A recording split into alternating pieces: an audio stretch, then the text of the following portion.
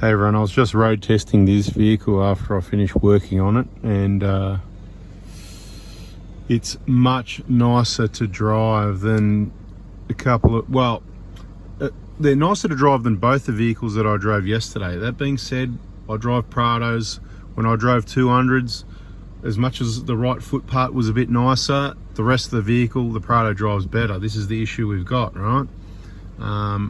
Drove the new Prado yesterday, drove the 300 series yesterday.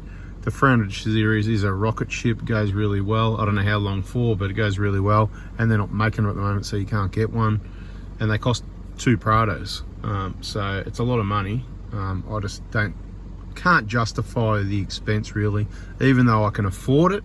I'm fortunate that way. I just can't justify the expense, and I'm driving a car like this that I see is almost 10 years old, 150,000 Ks.